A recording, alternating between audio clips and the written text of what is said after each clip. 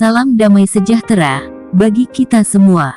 Bacaan pertama dari Hakim-Hakim bab 2 ayat 11 sampai ayat 19.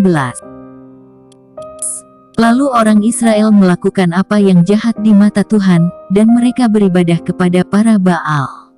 Mereka meninggalkan Tuhan Allah nenek moyang mereka, yang telah membawa mereka keluar dari tanah Mesir, lalu mengikuti Allah lain dari antara bangsa-bangsa di sekeliling mereka, dan sujud menyembah kepadanya, sehingga mereka menyakiti hati Tuhan. Demikianlah mereka meninggalkan Tuhan, dan beribadah kepada Baal dan para Asyitoret. Maka bangkitlah murka Tuhan terhadap orang Israel. Ia menyerahkan mereka ke dalam tangan perampok, dan menjual mereka kepada musuh di sekeliling mereka, sehingga mereka tidak sanggup lagi menghadapi musuh mereka.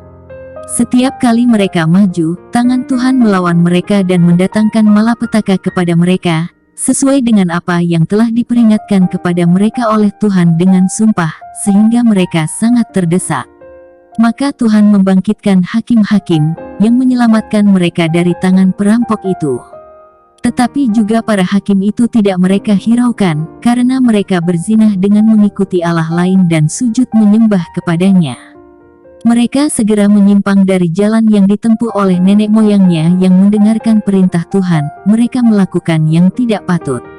Setiap kali apabila Tuhan membangkitkan seorang hakim bagi mereka, maka Tuhan menyertai hakim itu dan menyelamatkan mereka dari tangan musuh mereka selama hakim itu hidup, sebab Tuhan berbelas kasihan mendengar rintihan mereka karena orang-orang yang mendesak dan menindas mereka.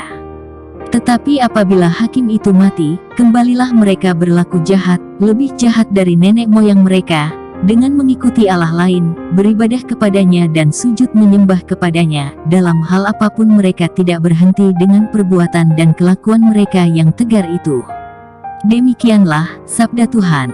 Syukur kepada Allah. Bacaan kedua, menurut Injil Matius bab 19, ayat 16 sampai ayat 22. Ada seorang datang kepada Yesus dan berkata, "Guru, perbuatan baik apakah yang harus kuperbuat untuk memperoleh hidup yang kekal?" Jawab Yesus, "Apakah sebabnya engkau bertanya kepadaku tentang apa yang baik? Hanya satu yang baik, tetapi jikalau engkau ingin masuk ke dalam hidup, turutilah segala perintah Allah." Kata orang itu kepadanya, "Perintah yang mana?"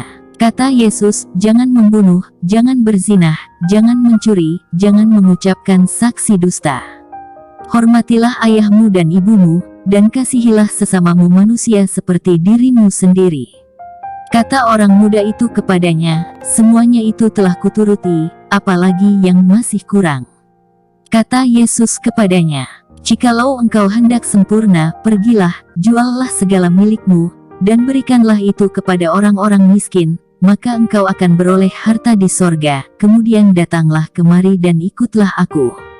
Ketika orang muda itu mendengar perkataan itu, pergilah ia dengan sedih, sebab banyak hartanya.